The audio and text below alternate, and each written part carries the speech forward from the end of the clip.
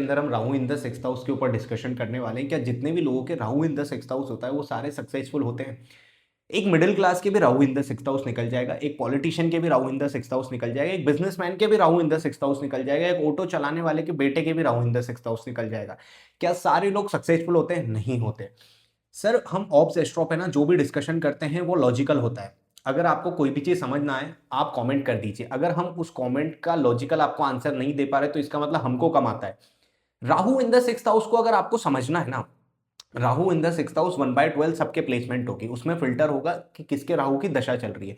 जिसके राहु की दशा चलेगी, राहु वहां पे एक्टिवेट होगा। उसके बाद होगा कि आपका एट्रीब्यूट कैसा है, आपकी थॉट प्रोसेस कैसी है। क्या सारे Rahu in the sixth house वाले लोग मैनेजर बनेंगे? नहीं बनेंगे।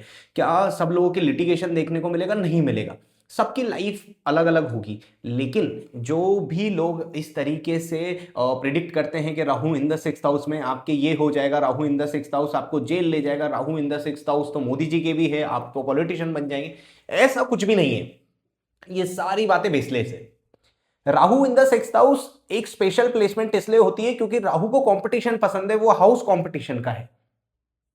Rahu in the sixth house, जब भी राहु सिक्स्थ घर में होता है ना, वो बहुत कंफर्टेबल होता है। वो कंफर्टेबल इसलिए होता है क्योंकि उसका एट्रीब्यूट है वैसा कि मैं अपनी जगह को जीत के लाऊंगा। मुझे मांगी हुई चीज नहीं चाहिए। अगर मैंने मेहनत करी है उस चीज के लिए तो मेरा हक है उस पर। मैं उस कंपटीशन में पार्ट ले रहा हूं, मैंने उसके लिए प्रिपरेशन करी है, तो मैं जीतूंगा, वो मेरा हक है। अगर वो हक मुझसे छीना जाएगा तो मैं उसके लिए लड़ाई करूंगा। और जब राहु आपके जीवन में आता है, जब सिक्स्थ हाउस के अंदर राहु की दशा आपके चलती है और राहु आपके डिग्रीज वाइज भी स्ट्रांग हो, तब लड़ाइयां आपकी बहुत सारी होती है।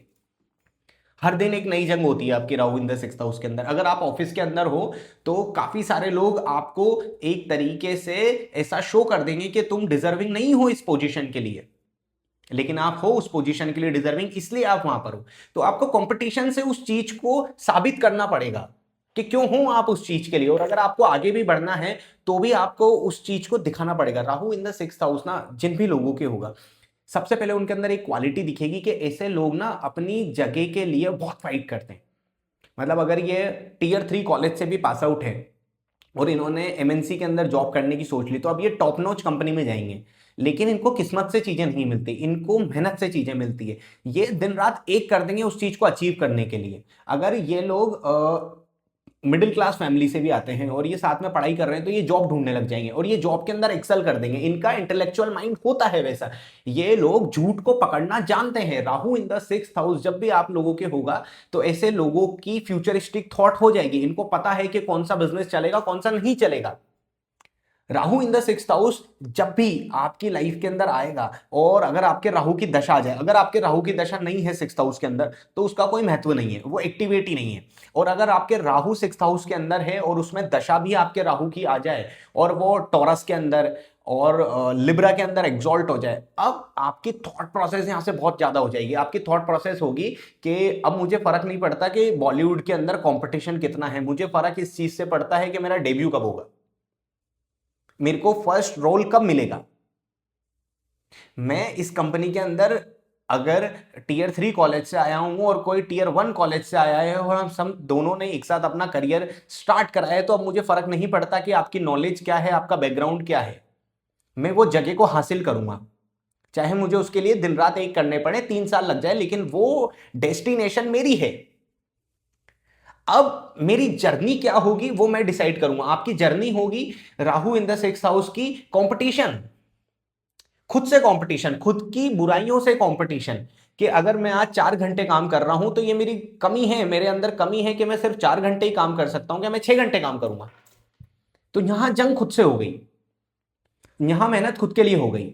यहां पे आपको जो चीजें चाहिए वो खुद के लिए चाहिए। यहां पे आपको जो भी आप चीजें अचीव कर रहे हो वो कंपटीशन आपका खुद की गलत आदतों से है, खुद की थॉट से है। आपकी लड़ाई आपके सबकॉन्शियस माइंड से है, क्योंकि आपका सबकॉन्शियस माइंड कहता है कि दुनिया की वो हर पोजीशन जहां पे मैं डिजर्व करता हूं, मैं लेके क्यों नहीं आ सकता। तो Rahu in the sixth house इसलिए स्पेशल प्लेसमेंट होती है। जो भी लोग आप सक्सेसफुल बिजनेसमैन का देखोगे, क्योंकि वो डिसाइड करते हैं, वो पूछते नहीं हैं, वो बताते नहीं हैं, वो डिसाइड करते हैं कि मैं ये प्रोडक्ट लॉन्च करूंगा और ये सक्सेसफुल होगा। और Rahu in the sixth house के वो लोग फेलियर होते हैं जो लोगों से पूछते हैं कि मैं ये प्रोडक्ट लॉन्च करना चाहता हूं, क्या ये सक्सेसफुल होगा। ये दो थॉट प्रोसेस के बीच में Rahu in the sixth house चलता है। अब अगर आपकी थॉट प्रोसेस है कि सर मैं कॉर्पोरेट में जॉब कर रहा हूं, मुझे ना यहां से मैनेजर बनना है, तो क्या आपको डर लग रहा है उन लोगों से जो आपके कंपटीशन है, जो उस लाइन के अंदर है, उस पोजीशन के लिए कॉम्पीट कर रहे हैं? अगर आपको उनसे डर लग गया, Rahu in the sixth house आपके नेगेटिव में काम करेगा। नेगेटिव में कैसे काम करेगा? क्योंकि आपके अंदर उसकी स्ट्रेंथ नहीं है। या तो आपके डिग्रीज में कम हो सकता है, या फिर आपका एट्रीब्यूट ही वैसा नहीं है। राहु जब भी सिक्स्थ हाउस के अंदर आते हैं ना, वो इंसान से एक ही चीज कहते हैं कि या तो लड़के ये चीज ले लो, नहीं तो मैं तुमसे तुम्हारी कीमती चीज ले लूंगा। और वो कीमती चीज आपसे चंद्रमा वाले लोग ज्यादा लेंगे।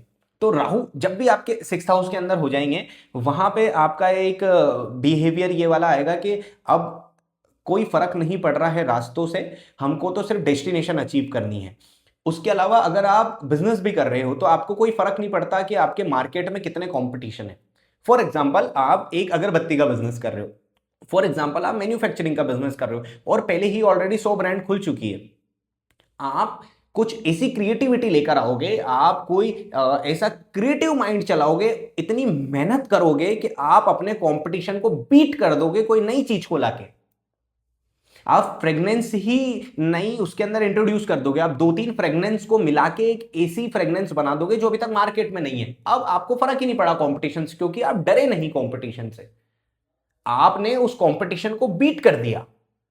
और वहां पे आपका चैनल हुआ राहु पॉजिटिव सिक्स्थ हाउस के अंदर। तो राहु जब भी सिक्स्थ हाउस के अंदर पॉजिटिव हो जाएगा ना, ये आपको फर्स्ट से ऊंचाइयों तक पहुंचा देगा। राहु सिक्स्थ हाउस के अंदर जिस भी व्यक्ति का चार्ज हो जाए, उसके अंदर आप देखना कि अगर आपने उस व्यक्ति से कह दी कि यार ये वाला काम ना कोई नहीं कर सकता क्योंकि मार्केट में कंपटीशन है, मार्केट में मंदी है, वो इंसान कहेगा कि मुझे मंदी से फर्क नहीं पड़ता, कोई कर सकता है नहीं कर सकता उससे भी फर्क नहीं पड़ता, मुझे ये फर्क पड़ता है कि क्या मैं ये काम कर सकता हूं या नहीं कर सकता, और अगर मैं कर रहा हूं तो कितनी जल्दी कर सकता हूं। ये एक पॉजिटिव एट्रीब्यूट है Rahu in the sixth house का। अब इसके साथ आपकी महादशा आपको सपोर्ट करनी चाहिए, उसके अलावा आपकी राहु की डिग्री भी आपको सपोर्ट करनी चाहिए। अगर आपके राहु की डिग्री कम है, अब अगर आपको Rahu in the sixth house है ना, आप वन साइडेड गोमेद की तरफ जाओ, आपको गोमेद पहनना ही पड़ेगा। अगर आपको देखना है कि गोमेद पहनने के बाद आपको क्या बेनिफिट होंगे, डिस्क्रिप्शन में आपको लिंक मिल जाएगा, आप जाके गोमेद स्टोन बेनिफिट की वीडियो देख सकते हैं, उसमें इन डिटेल में डिस्कशन करा है। अब जब भी आपके Rahu in the sixth house आएगा ना, आपको वहां पे एक चीज का ध्यान रखना है कि आपको किसी व्यक्ति को पैसा उधार नहीं देना है, क्योंकि वो पैसा जब भी आप उधार दोगे, आपसे वो व्यक्ति चंद्रमा के इमोशंस आपके पास लेकर आएगा, उस इमोशन के अंदर आप डूबोगे और उस इमोशन से आप इंपैथी कनेक्ट करके उसको पैसा दोगे, देन वो इंसान आपकी बात को टालेगा और अगेन आप अपने लिए एक फालतू का कंपटीशन क्रिएट कर दोगे जिसके अंदर आप फाइट कर रहे हो। तो ऐसी चीजें आप क्रिएट ही मत करो। तो राहु जब भी आपके सिक्स्थ हाउस के अंदर आता है, आपको इमोशन से कट आउट करना है। राहु ना हमेशा दो चीज बोलता है इंसान को कि या तो आप इमोशंस को चुन लो या आप पैसे को चुन लो। सिक्स्थ हाउस वालों के पास कोई ऑप्शन नहीं है पैसा चुनने के। अगर आपने इमोशन चुन लिया, आपसे बुरा जीवन किसी का नहीं है। वो आपको हमेशा दो चॉइस देगा। अगर आपने इमोशन चुना कि मुझे तो लव चाहिए, प्यार मोहब्बत चाहिए, सेक्सुअल लाइफ मेरी अच्छी चल रही है, मेरे को रिलेशन चाहिए, मुझे दोस्तों के अंदर अपना दिखाना है कि मैं कितना टैलेंटेड आदमी हूँ, आप अपनी लाइफ के अंदर ज़्यादा कुछ अचीव नहीं कर पाओगे, आप अपनी राहु महादशा को भी सक्सेसफुल नहीं ले जा पाओगे, फिर आप फंसोगे लिटिगेशन के अंदर, एक्सीडेंट जैसी चीजें आपकी होगी। हालांकि सिर्फ राहु से ही लिटिगेशन नहीं देखा जाता, उसमें 6, 8, 12, 7 हाउसेस का लिंकअप होता है, दशा होनी चाहिए, ट्रांजिट आना चाहिए। ये सब साइंटिफिक लेवल पे हम ऑब्स एस्ट्रो के अंदर बात करते हैं। ऑब्स एस्ट्रो पे ना आपको कोई भी चीज बिना लॉजिक के नहीं मिलेगी। मैं ऐसा मानता हूं कि अगर मैं आपको लॉजिक नहीं दे पा रहा हूं किसी चीज के अंदर, तो फिर मुझे कम आता है, और लॉजिक पूछना आपका हक है।